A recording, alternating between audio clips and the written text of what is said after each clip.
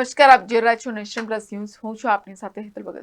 છોટાઉદેપુર લોકસભામાં સમાવિષ્ટ પાદરા વિધાનસભા મત વિસ્તારમાં ભાજપે ચૂંટણી મધ્યસ્થ કાર્યાલયનો શુભારંભ કર્યો છે.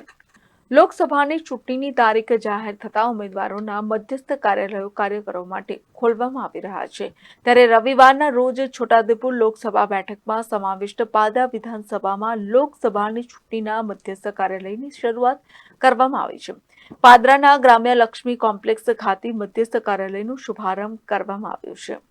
કાર્યક્રમમાં છોટાઉદેપુર લોકસભા બેઠકના ભાજપના ઉમેદવાર જશુ રાઠવા ખાસ ઉપસ્થિત રહ્યા હતા. તેમજ ધારાસભ્ય ચૈતન્યસિંહ ઝાલા, ચૂંટાયેલા જનપ્રતિનિધિઓ સહિત મોટી સંખ્યામાં ભાજપના હોદ્દેદારો સહિતના કાર્યકરો ઉપસ્થિત રહ્યા હતા. કાર્યક્રમમાં પાદરાના ધારાસભ્યએ પાદરા વિધાનસભામાં 1 લાખથી વધુની લીડનો આશાવાદ વ્યક્ત કર્યો હતો.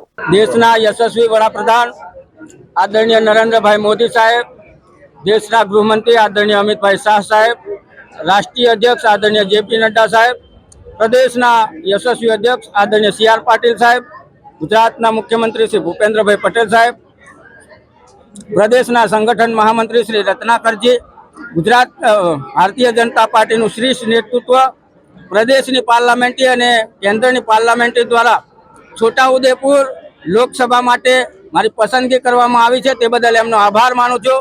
અને એ ચૂંટણીના પ્રચારના સ્વરૂપે આજે પાદરા વિધાનસભાની અંદર પાદરા મુકામે એક શુભેચ્છા મુલાકાત માટે અહીંયા ઉપસ્થિત રહેવાનું થયું.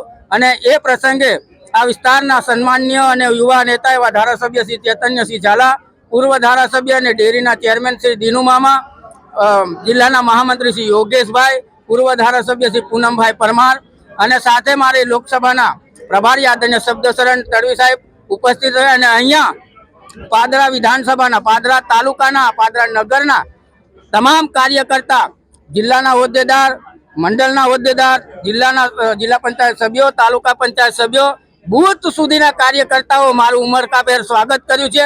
એ બદલ એમનો આભાર માનું છું. વંદે માતરમ, ભારત માતા કી જય. Prajesh Shah, Nation Plus News, Padra. સમાચારોના સતત અપડેટ માટે નેશન પ્લસ ન્યૂઝના યુટ્યુબ ચેનલને સબસ્ક્રાઇબ કરો, બેલ આઇકન દબાવો અને ફોલો કરો ઇન્સ્ટાગ્રામ, ફેસબુક અને ટ્વિટર પર.